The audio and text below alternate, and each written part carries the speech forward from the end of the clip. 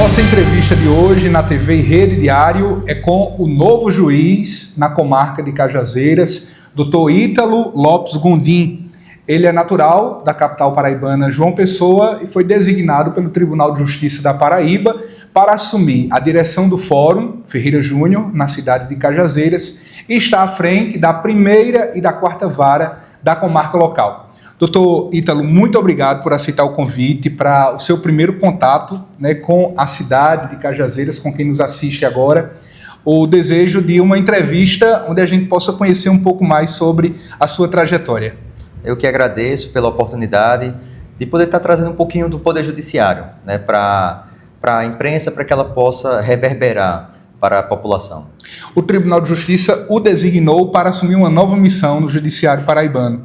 Quando o senhor foi designado, obviamente vem aquela pergunta: quem é o novo juiz? Então, já que eu estou de frente aqui ao novo juiz, aproveito para lhe perguntar: quem é Ítalo Lopes Gondim? Eu sou formado em Direito pela Universidade Federal da Paraíba. Eu trabalhei no INSS durante 3 anos, de 2006 até 2009. De 2009, eu trabalhei no TRE da Paraíba, na cidade de Piancó. Posteriormente, eu passei num concurso para juiz do Maranhão. Fiquei 2 anos e meio como juiz no estado do Maranhão, nas comarcas de Amarante e Montes Altos. Depois, eu passei num concurso para o Tribunal de Justiça do Rio Grande do Norte, magistrado, juiz do Rio Grande do Norte, onde atuei nas comarcas de Macau, Luiz Gomes e Florânia. Ano passado, eu fiz uma permuta de magistrados para vir para a Paraíba.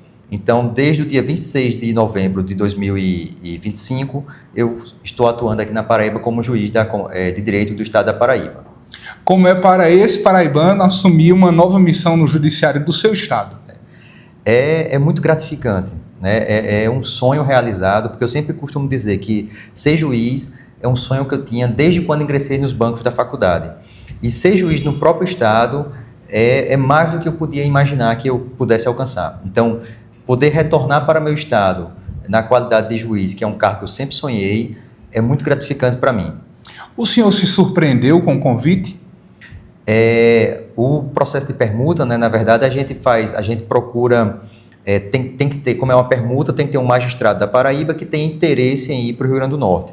Nesse caso, tinha um colega aqui da Paraíba que era norte rio-grandense e tinha interesse em permutar. Então, eu fiz a permuta com ele, ele saiu da Paraíba, a gente fez o pedido tanto para o Tribunal da Paraíba quanto para o Tribunal do Rio Grande do Norte. O Tribunal analisa se preenchemos os critérios previstos nas resoluções do CNJ e dos respectivos tribunais.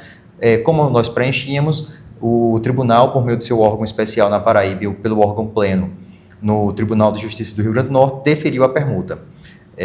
E concretizando assim um sonho, tanto meu quanto do colega que foi para o Rio Grande do Norte, que é justamente o de exercer a magistratura no respectivo estado. O senhor tem bastante experiência em toda a sua trajetória, como o senhor trazia, desde o curso de Direito, até chegar à magistratura, tanto no Rio Grande do Norte como também na Paraíba.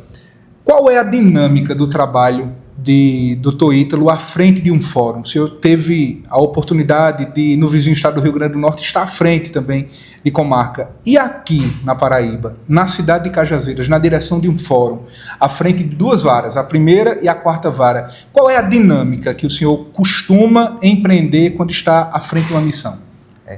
A atividade jurisdicional, ela é uma atividade que é muito gratificante, como eu falei, a realização, a concretização de um sonho, mas ao mesmo tempo traz muitos desafios. É uma atividade que exige muita dedicação, responsabilidade, respeito pelas partes do processo, respeito pelos atores jurisdicionais. Então, é uma profissão que exige, acima de tudo, comprometimento. Costuma-se dizer, quando a gente assume, que a magistratura ela é uma vocação, é um sacerdócio. E isso é verdade, porque quando nós nos comprometemos a exercer a judicatura, a magistratura, nós não somos juízes apenas quando estamos no fórum, mas durante todo 24/7. Então, nós trabalhamos também finais de semana, trabalhamos feriados, trabalhamos depois do expediente, porque a litigiosidade do nosso país é grande e por mais que nós trabalhemos, a gente não consegue dar conta da demanda. Nos esforçamos. Então, o trabalho ele é gratificante, mas é um trabalho que exige muito e, principalmente, dedicação e responsabilidade. E exige também do do juiz um constante aperfeiçoamento. Porque sabemos que as normas mudam, a própria jurisprudência muda e o juiz tem que estar sempre atualizado com os novos entendimentos para que possa prestar uma tutela jurisdicional adequada, né? Solucionando assim os conflitos que existem na sociedade e que são postos para julgamento. Então a gente pode ter a certeza de que o atual diretor do Fórum, Ferreira Júnior, ele tem esse olhar de buscar celeridade processual. Sim, sim. Não só por minha parte, mas acredito que seja um comprometimento de toda a magistratura, especificamente da Paraíba. Nós percebemos isso com as alterações normativas que o tribunal vem empreendendo, cuja finalidade última é justamente a celeridade processual. O tribunal ele procura, diante dos recursos que tem, que são limitados, adequar sua estrutura, suas normas, para prestar uma tutela mais célere, né? Atendendo assim, como eu falei, o jurisdicionado, que é, em última instância, a finalidade última do Poder Judiciário.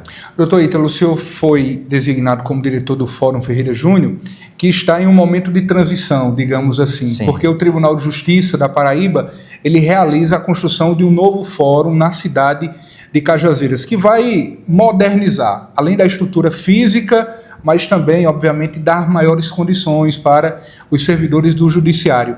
Como é que o senhor tem visto, por exemplo, o andamento da obra, da construção do novo fórum? Quinta-feira retrasada, o presidente desembargador Fred, ele veio até a cidade de Cajazeiras, inclusive para inspecionar a obra. Então ele esteve aqui pessoalmente, visitou a obra em loco, verificou e averigou que a obra está tendo um andamento, acredito eu, que um andamento dentro do cronograma especificado, né? Então, acredito que até o final do ano o novo fórum deve estar concluída a construção dele. E a construção desse novo fórum, como dito anteriormente, é mais uma preocupação do Poder Judiciário em ofertar para juízes, servidores e para os demais atores do processo judicial, advogados, partes e para a população de uma maneira geral, um ambiente adequado para que o Poder Judiciário possa funcionar e atender assim a sua finalidade. A gente sabe da importância da construção do novo fórum. E sabemos, por exemplo, que a atual estrutura ela não comporta mais a própria estrutura jurisdicional local, porque nós temos hoje a demanda judicial daquela época, quando esse fórum foi construído, e as atuais, como o senhor sempre enfatizou, a atualização. Hoje a realidade é outra, né, doutor? Sim, sim.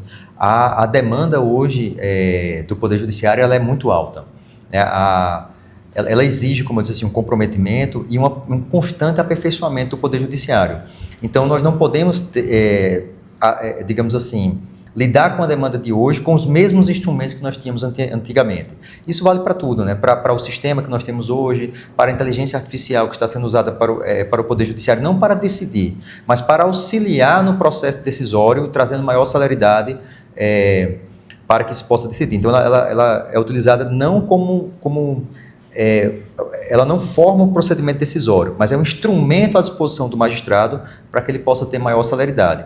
Da mesma forma, a estrutura física, né? Então, a estrutura física que nós tínhamos anteriormente, ela acabou, digamos assim, exigindo um aprimoramento, né? E o Tribunal de Justiça, ciente disso e sensível a essa necessidade aqui da comarca de Cajazeiras, decidiu por construir um novo fórum que vai atender da melhor forma possível a população e os atores, né? Advogados, promotores, procuradores, juízes, servidores e a população de uma maneira geral.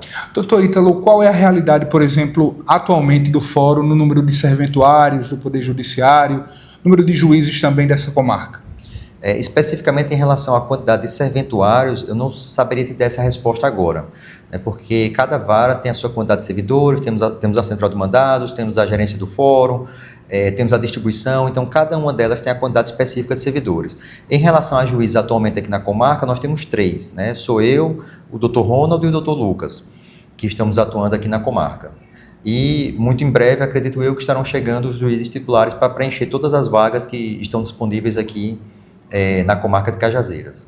O senhor, como diretor do atual fórum, tem tido, por exemplo, esse cuidado de estar também atento em relação a essa obra? Digo isso, doutor Ítalo, porque há muito tempo a gente esperava o início dessa obra, que foi tirada do papel, digamos assim, do Tribunal de Justiça pelo ex-presidente, o desembargador João Benedito, à época, que foi quem deu o pontapé, né, em todo o termo burocrático, e agora, sob a presidência do desembargador Fred Coutinho, a gente tem a execução da obra e essa previsão de concluir até o final do ano. Isso. O tribunal, como dito anteriormente, ele está bem atento à execução da obra. Né? Ele está atento não só de forma remota, mas, como eu falei, o próprio presidente, em pessoa e com sua equipe, veio para fiscalizar o andamento da obra. Então, a obra está sendo realizada, mas o tribunal está fiscalizando o andamento dela. E, com certeza, ela vai terminar no cronograma acertado. E planejado. Doutor Ítalo, em relação ao que a Justiça hoje tem prezado a nível nacional e, claro, na Paraíba também, parcerias, né, do Poder Judiciário, aquilo que a gente sempre chama de aproximar a Justiça do cidadão, né, dos movimentos sociais engajados da sociedade. Na opinião do senhor, qual a importância de um Poder Judiciário ter parcerias, por exemplo, com a própria igreja, com segmentos religiosos, segmentos sociais, a própria sociedade civil organizada? No seu entendimento, qual a importância dessas parcerias? A importância é imensa, né? Porque a própria OAB, né? A própria OAB, justo. A importância de parcerias para o Poder Judiciário, ela é grande porque o Poder Judiciário ele tem campanhas também. Então, nessas campanhas, ele precisa da sociedade civil organizada para que possa funcionar melhor. E é importante que o Poder Judiciário ele se integre à sociedade. Na verdade, o Poder Judiciário ele faz parte da sociedade e ele serve para a sociedade. E para bem cumprir seu mistério, tem que estar atento justamente à sociedade civil organizada. Então, o Poder Judiciário tem diversas parcerias, principalmente com os atores, né? A OAB, principalmente, tem parceria com faculdades de direito, que atuam no Sejusc. Então, as parcerias são indispensáveis para que o Poder Judiciário possa exercer sua função constitucional.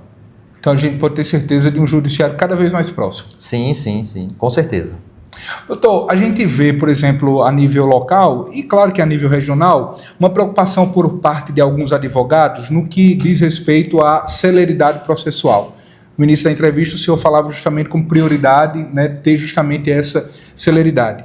Mas aproveitando essa entrevista, para a gente poder compreender qual é a realidade hoje da comarca, no que tange ao número de processos, por exemplo, e como que o Poder Judiciário vê essa demanda, claro que dos advogados, mas representando o cidadão, que é representado pelos advogados, no que diz respeito à celeridade processual. Alguns advogados falam que ainda não é a celeridade esperada, ou então dita pelo próprio Tribunal de Justiça da Paraíba. O senhor já conseguiu ter ideia da dimensão processual hoje e o que a Justiça está fazendo para garantir essa celeridade?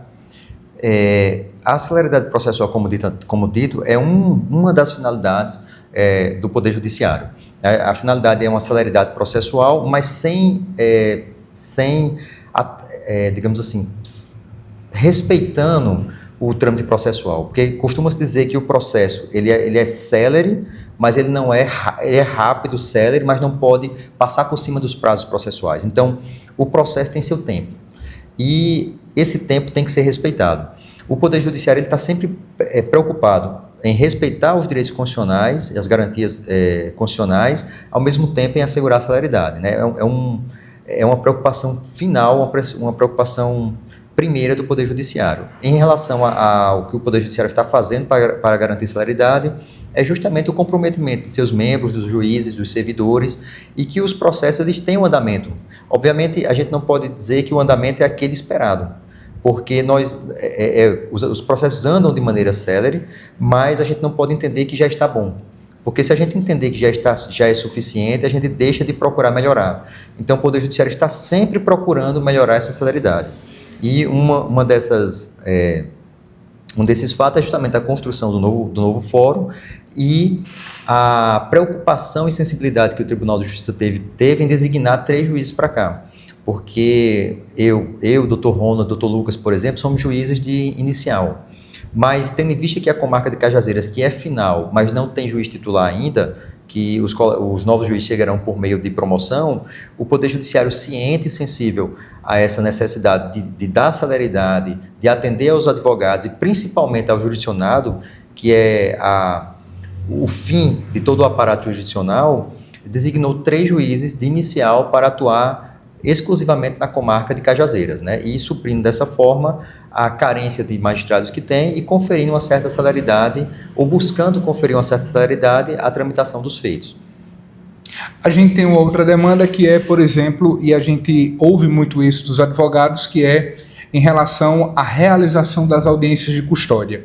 Quando há um flagrante, um inquérito criminal, por exemplo, né, dos mais variados que podem acontecer e exigir a audiência de custódia.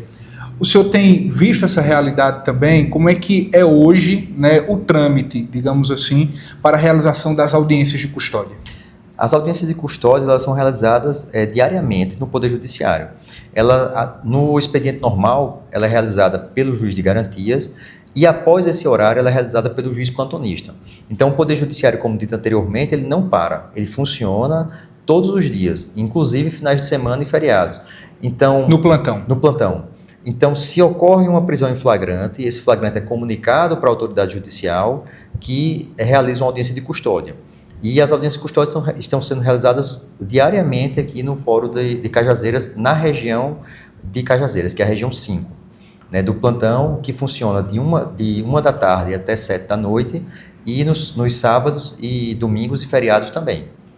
E aí o senhor fala sobre o juiz de garantias, que é aquele que está justamente para assegurar, né, naquele processo inicial, além da prisão em flagrante, o cumprimento da lei.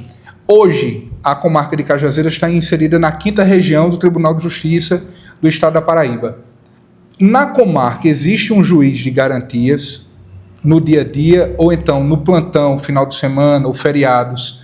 Esse juiz, ele que poderá ser acionado, ele é da própria comarca ou é de uma outra comarca? O juiz de garantias que atende a comarca de Cajazeiras é de Patos, né? É um juiz regional, mas eventuais demandas urgentes podem ser requeridas durante o plantão. Então, por exemplo, uma demanda de busca e apreensão que seja urgente, um pedido de prisão preventiva que seja urgente, e seja no final de semana e feriado, ele pode ser requisitado ou requerido, melhor dizendo, ao juiz plantonista. Se for ordinário, ele é requerido ao juiz de garantias, né? Lembrando que o juiz de garantias, algumas demandas não tramitam, ou melhor, alguns tipos de matérias não são de competência do juiz de garantias, ao exemplo de júri e de violência doméstica e familiar, que continuam nas respectivas varas competentes. No caso aqui de Cajazeiras, a primeira vara para júri e a segunda vara para violência doméstica e familiar.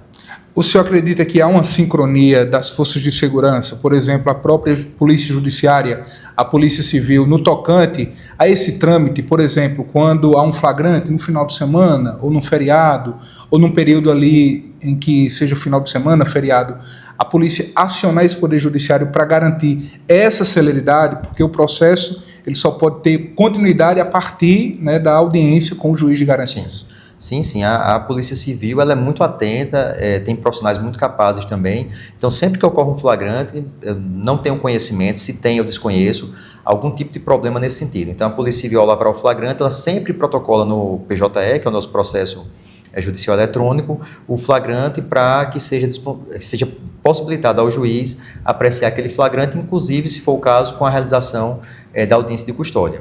E os prazos, eles são sempre respeitados pela Polícia Civil. Até agora, pelo que eu tomei conhecimento, os flagrantes são comunicados ao juiz competente, seja de garantias, seja o juiz o plantonista, em menos de 24 horas. E as audiências são realizadas também em menos de 24 horas, normalmente no mesmo dia em que o flagrante é comunicado. Dr. Ítalo Lopes Gondim, o senhor hoje está à frente de 2 varas na comarca local, a 1ª e a 4ª vara, além de ser o atual diretor do fórum. Com o senhor, outros 2 foram designados para a comarca. Cajazeiras hoje é a entrância final, ou seja, um magistrado daqui pode ser promovido para o próprio Tribunal de Justiça da Paraíba. E eu aproveito para lhe perguntar, a gente sabe da realidade, da demanda processual, como o senhor disse, aumenta a cada dia. Na opinião do senhor, o número atual de magistrados é suficiente para atender a demanda? Há uma demanda, por exemplo, da própria OAB estadual para o aumento no número de magistrados, já que a comarca é em entrância final. Agora, como é que o senhor faz essa leitura dessa realidade? O Tribunal de Justiça, ao elevar a comarca de Cajazeiras para a entrância final e estabelecer a quantidade de varas, não tomou essa decisão de forma aleatória. ele tem estudos que comprovam a necessidade de acordo com a quantidade de processos, com a demanda diária de cada comarca. Então, o tribunal ele tem estudos para verificar a quantidade necessária de juízes naquela comarca, porque o tribunal ele não tem que pensar somente na comarca de Cajazeiras, né? Ele tem que pensar no estado inteiro. Então, ele faz estudos para verificar a distribuição, o passivo de processos, e com base nesses estudos, inclusive a complexidade da matéria também, então, com base nesses estudos, o tribunal distribui, né? Obviamente, o tribunal não pode criar varas com distribuição pequena, e também não pode criar varas com distribuição muito alta. Então, o tribunal tem que conseguir ponderar, né, a quantidade de juízes que tem e os recursos orçamentários que tem para atender da melhor forma possível os jurisdicionados e os demais atores, como, por exemplo, a advocacia e procuradoria. Então, esses estudos indicaram que a quantidade de varas atuais em Cajazeiras seria suficiente. Mas o tribunal ele não para, né? O desembargador Fred costuma dizer que está sempre procurando acertar nessas mudanças. E foi aprovada recentemente uma resolução para redistribuir a competência, por exemplo, da execução penal. Então, a execução penal que seria da primeira vara, se for do regime fechado e semiaberto, ela vai agora para uma vara regional que vai ficar em Sousa. Então, o tribunal está sempre procurando remanejar, readequar, diante da quantidade de recursos de pessoal que ele tem e da demanda que tem, a melhor forma possível para que a jurisdição possa ser executada da forma mais célere possível. Para o senhor poder explicar para quem assiste a gente agora, qual é hoje o organograma, digamos dessa forma, jurisdicional da comarca de Cajazeiras como entrância final? Hoje, Cajazeiras tem 5 varas de entrância final, como bem dito. A primeira vara são 2 varas criminais, né? A primeira com competência exclusiva para júri e execução penal e distribuição das demais matérias criminais. A segunda tem competência para infância e juventude e violência doméstica e familiar e também por distribuição às demais matérias. A terceira vara é uma vara civil com competência para a família também. A quarta vara é uma vara civil e com competência fazendária, da Fazenda Pública, e tem o juizado especial civil, criminal e da Fazenda Pública. Doutor Ítalo, o senhor falava agora sobre a vara que compreende justamente a defesa da mulher. Na Paraíba, a gente viu cenas essa semana, um caso que repercutiu a nível nacional, o acusado está inclusive preso, já está em regime fechado. E quando a gente fala de violência contra a mulher, os números são alarmantes no Brasil. Em 2025, nós tivemos 3,7 milhões de mulheres que foram vítimas da violência doméstica. Na Paraíba, um aumento de cerca de 30% no número de denúncias de mulheres vítimas da violência. Aqui, na comarca que o senhor está à frente, cerca de 280 inquéritos foram abertos, ou seja, mulheres que procuraram socorro da polícia. O que o Poder Judiciário ele pode fazer para combater esse machismo enraizado que mata mulheres e o que fazer também para que a lei ela seja cumprida e o agressor seja punido mesmo? Antes de responder a pergunta, só ressaltando que eu não vou falar aqui especificamente sobre o caso concreto mencionado, né? Porque eu tenho vedação da Loman e também porque eu não conheço o caso, então não teria como tecer nenhum tipo de comentário. Mas falando de forma específica e abstrata sobre a violência doméstica familiar, infelizmente, nós estamos percebendo realmente o aumento um número alarmante de violência doméstica familiar. Mas o Poder Judiciário está atento, né? O Poder Judiciário atua de forma muito célere. Então, medidas protetivas de urgência que são requeridas ao Poder Judiciário, elas são rapidamente deferidas e rapidamente o agressor é intimado, a vítima é intimada, a Patrulha Maria da Penha é intimada para acompanhar, a Polícia Civil, Militar, toda a rede de apoio ela é acionada para que possa assegurar a mulher vítima de violência doméstica o resguardo dos seus direitos. E o Poder Judiciário atua também da forma, assegurando uma forma cautelatória, por meio do deferimento de medidas protetivas de urgência, para evitar que a mulher ela venha a ser vítima ou que seja reiterada a agressão, uma violência contra ela, sempre lembrando que quando falamos em violência doméstica familiar, às vezes o que vem à mente da gente é uma violência física. Mas não se trata somente disso, né? A violência doméstica familiar é muito mais ampla. É uma violência psicológica, patrimonial e física também. E temos o ciclo de violência doméstica familiar. Então, normalmente, começa uma agressão, uma violência, melhor dizendo, por meio de palavras, ameaças, patrimonial, isso vai evoluindo para violência física, infelizmente, até em alguns casos, chegando num feminicídio. Mas o Poder Judiciário atua, como dito, de forma preventiva, buscando acautelar a mulher vítima de uma nova violência, o que se concretiza a violência que tenha sido prometida a ela por meio de ameaças, por exemplo, e também de forma repressiva. Né? Quando há a concretude daquela violência, há uma denúncia, e aí o Poder Judiciário atua julgando a ação penal e aplicando a pena, obviamente, se ficar comprovada a culpabilidade e os fatos, aplicando a pena ao agressor. Então, o Poder Judiciário ele está atento a esse aumento da violência doméstica familiar e atua de forma célere. E sempre lembrando que a importância do Poder Judiciário nesse caso é tão grande que podemos olhar por outro ângulo esse aumento também. Significa que se tem esse número grande, mais mulheres estão confiando e buscando e criando coragem, buscando seus direitos perante o Poder Judiciário, justamente porque sabe que procurando terá a resposta adequada para resguardá-la de uma violência ou até mesmo para punir o agressor que praticou uma violência contra ela. E uma conquista do Judiciário paraibano é a celeridade, por exemplo, na liberação das medidas protetivas. Sim, as medidas protetivas de urgência, como dito, em sua grande maioria são deferidas, são analisadas, né, deferidas ou não, mas analisadas no prazo inferior a 24 horas. E nesse mesmo prazo, ela já sai com um mandado para intimar o agressor, mandado para intimar a vítima e com as determinações para os órgãos de apoio. Lembrando que o pedido de medida protetiva de urgência ele pode ser realizado não só durante o expediente normal, mas também nos plantões e nos finais de semana dos plantões também. Então, a mulher pode procurar o Poder Judiciário para ver seus direitos resguardados, não somente no horário de expediente normal, que é de 7 até 1 da tarde, mas também após esse horário no plantão, inclusive sábados e finais de semana no plantão também. Que a medida será apreciada pelo Poder Judiciário, se for caso de deferimento, será deferida e as providências para efetivá-la também serão tomadas imediatamente. Doutor, e uma outra mudança na lei que diz respeito justamente a assegurar o direito das mulheres é que o processo ele se torna, mesmo que a mulher vá até a delegacia e retire a queixa, como a gente escuta muito nessa região, o agressor ainda continua respondendo o processo, mesmo que a vítima tenha ido lá retirar essa queixa. Sim. Em alguns casos, se for, por exemplo, um crime que procede mediante representação, no caso de ameaça, ainda pode ser que se tire popularmente a queixa, mas não basta a mulher ir na delegacia.